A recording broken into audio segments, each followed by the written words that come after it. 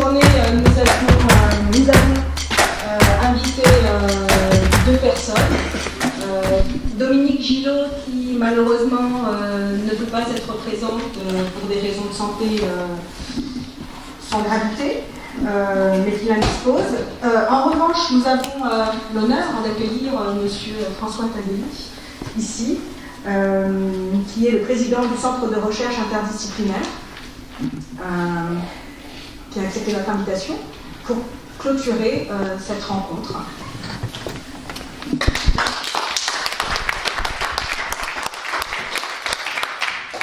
La parole est maintenant à vous, monsieur. Vous aurez le dernier mot pour aujourd'hui.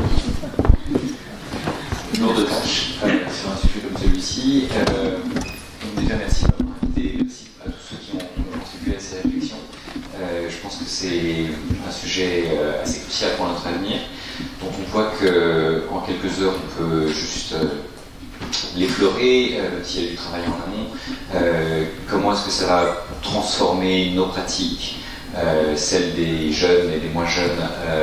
C'est un sujet qui va jusqu'en 2084 et au-delà, probablement faire, je ne sais pas si on fera encore couler de l'encre d'ici là, mais ça fera probablement discuter et réagir beaucoup même d'intelligence humaine et artificielle. Je pense que la question de la coévolution des intelligences, pour moi, est au cœur de notre avenir commun.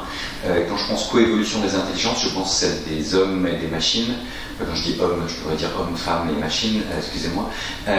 Mais aussi l'intelligence individuelle et l'intelligence collective. Et je pense qu'on a vraiment besoin d'articuler ces différents niveaux et de réfléchir un peu systématiquement à ce qui nous différencie de ces machines. Elles sont capables de faire des choses qu'on croyait être les seuls à savoir faire pour certaines, du genre jouer au Go, aux échecs ou à d'autres choses de ce genre. Elles sont capables de faire toujours plus de choses, mais fort heureusement, on est encore capable de faire énormément de choses qui sont assez fondamentalement différentes d'elles. Alors ça évoluera peut-être parce que c'est une différence qui est dynamique par définition, mais je pense qu'il est important de s'interroger sur ces différences. Telles qu'on peut les définir aujourd'hui, puis telles qu'elles évolueront au fur et à mesure. Et quand on parle de donner la parole aux plus jeunes, ce qui me paraît effectivement une excellente idée, je pense qu'il faut les interroger aussi sur ces différences et sur ces différents éléments. Je pense qu'il faut interroger les enseignants.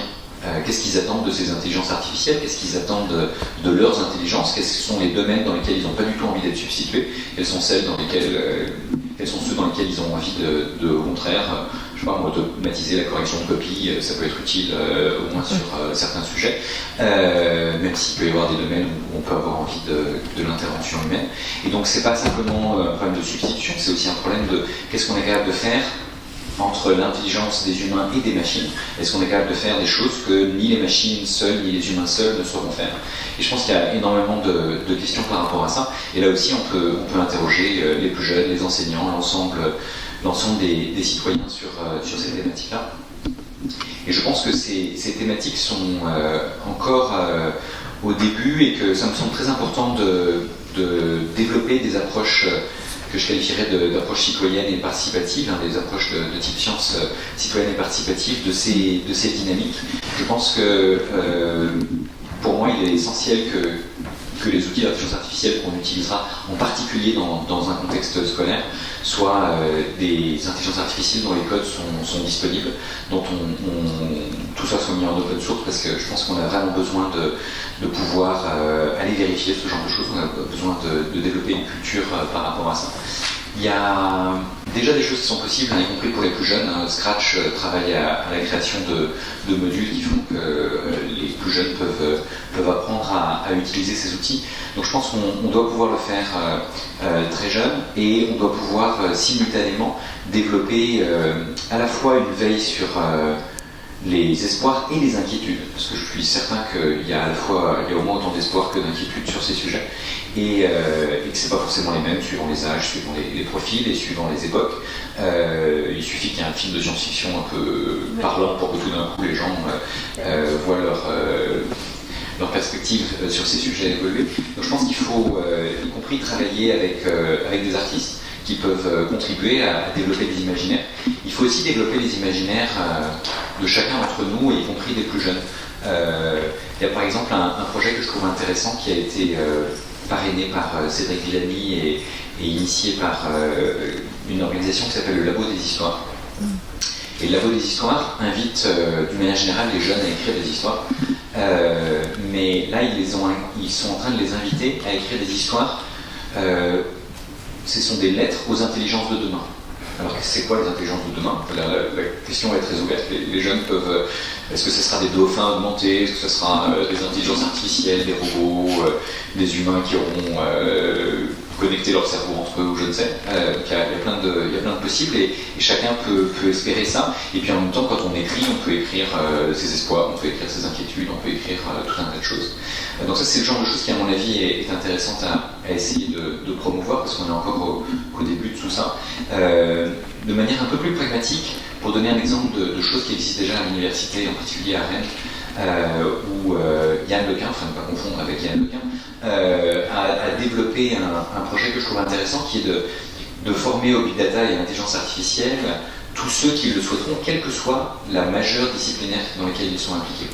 Donc vous pouvez former évidemment des informaticiens, vous pouvez former des médecins, vous pouvez former des juristes, des architectes, des profs, etc.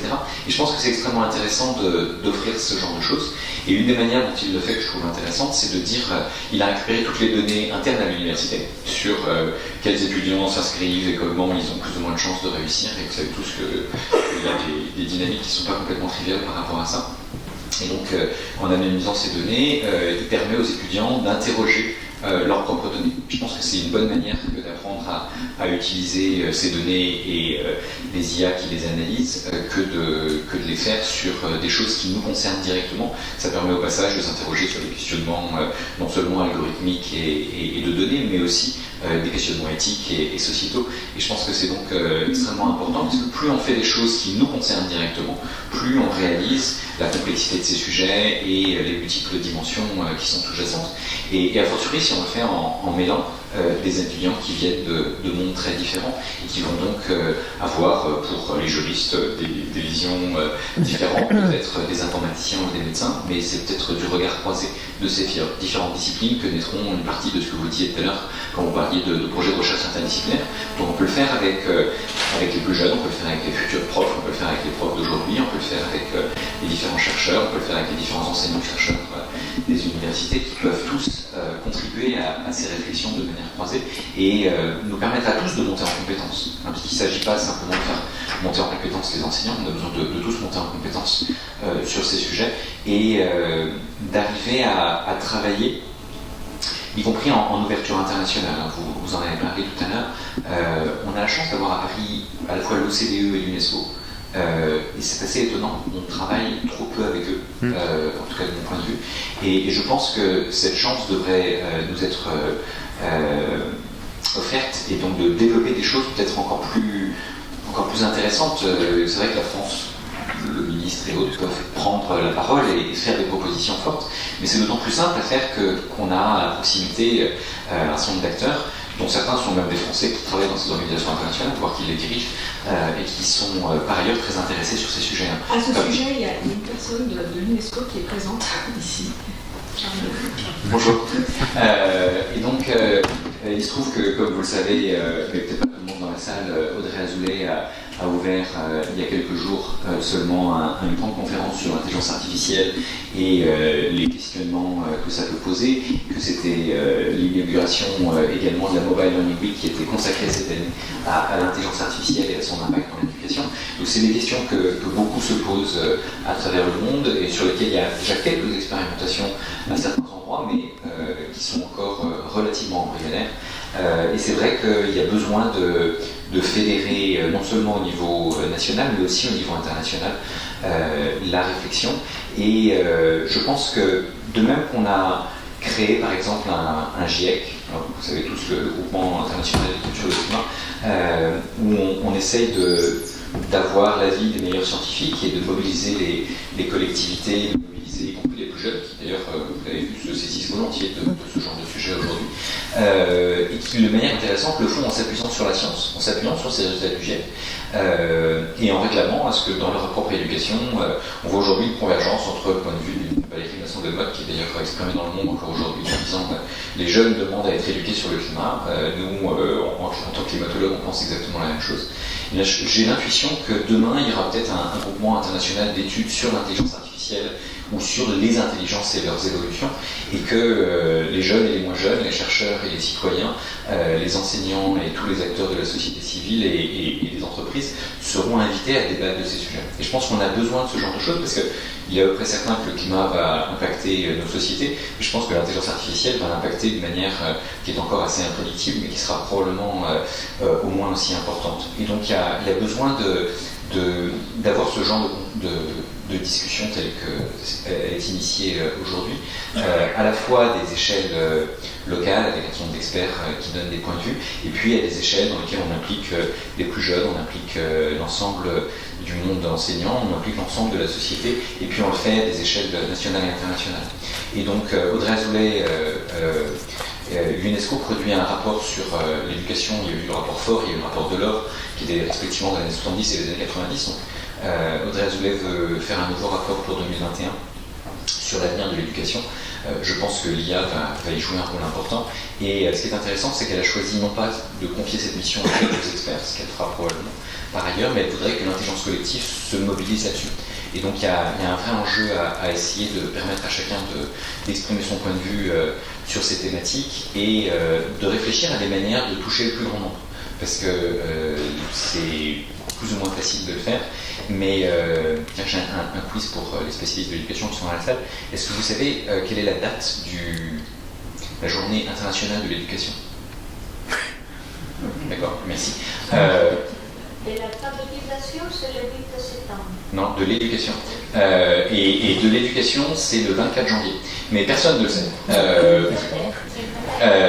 Et ça a été décidé le 3 décembre dernier par l'Assemblée Générale des Nations Unies.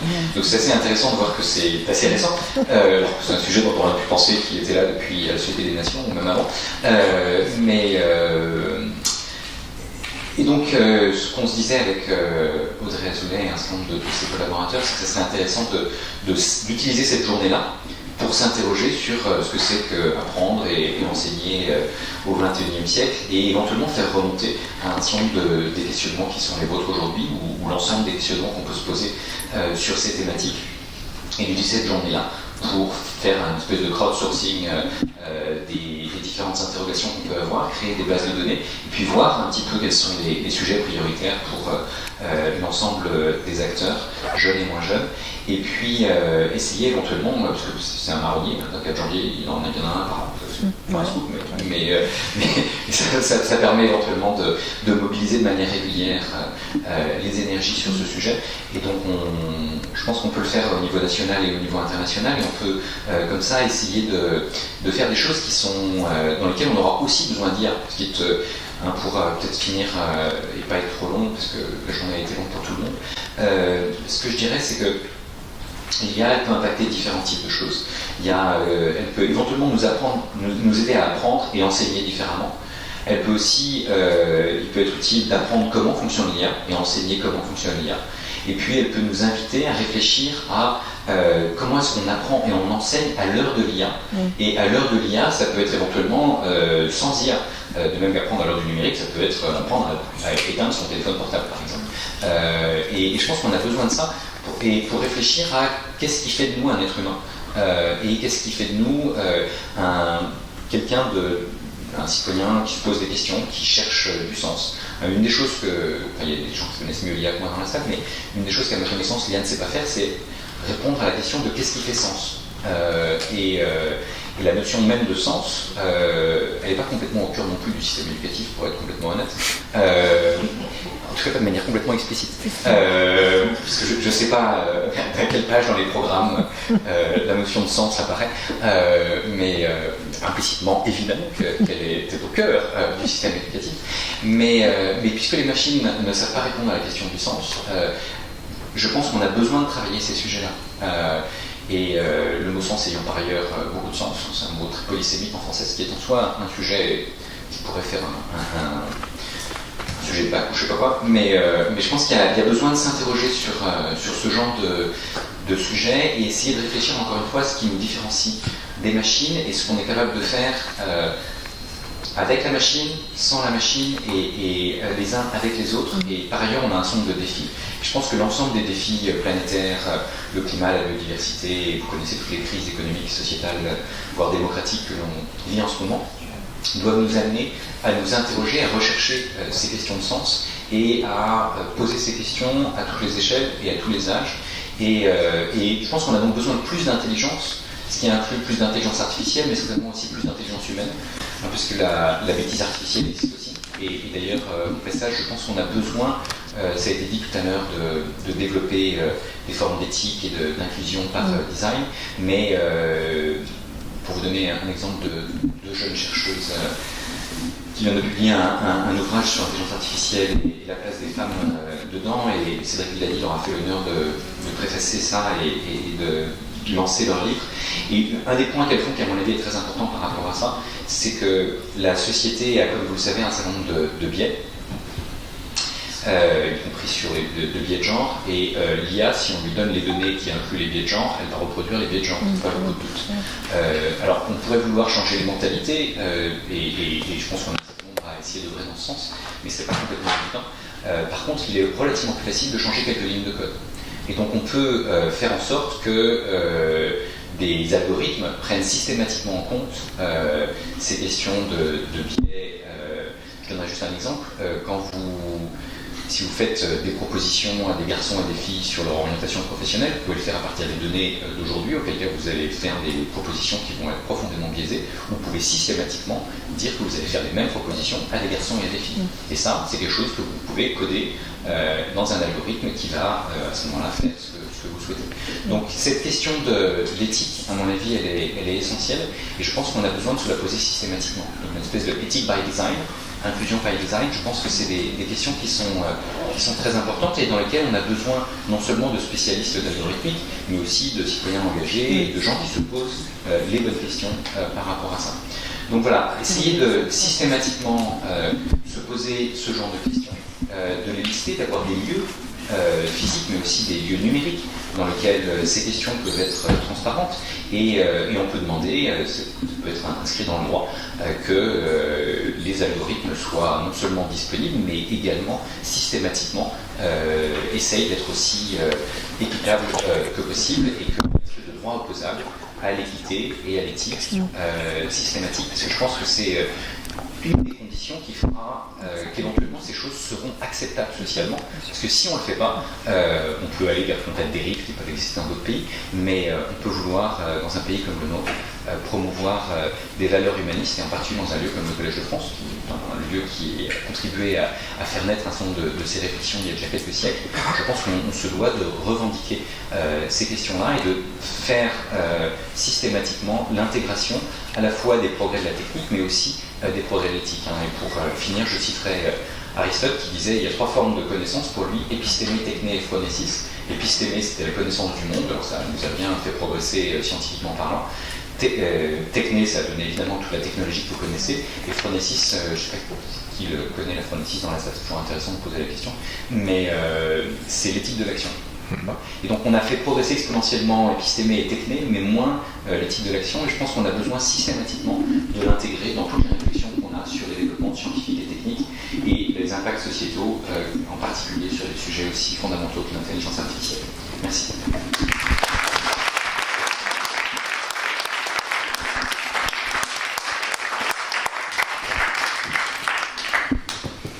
Merci beaucoup pour cette très belle conclusion. L'intelligence artificielle nous appelle à ce qu'il y a plus profondément en nous. Est-ce que, avant de partir, quelqu'un a une dernière question à poser, une dernière remarque à faire à ce que vient de dire François Tadei? Ah oui. l'UNESCO.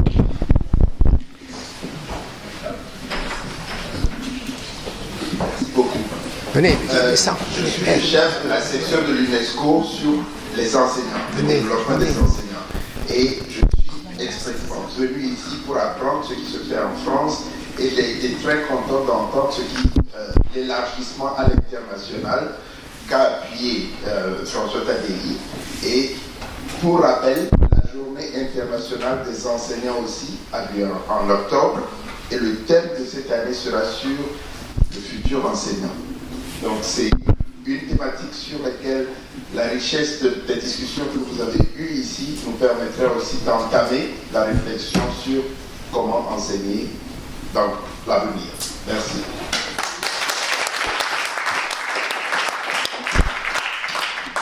Merci à tous, en espérant que cette journée soit le commencement de quelque chose. Et merci à tous.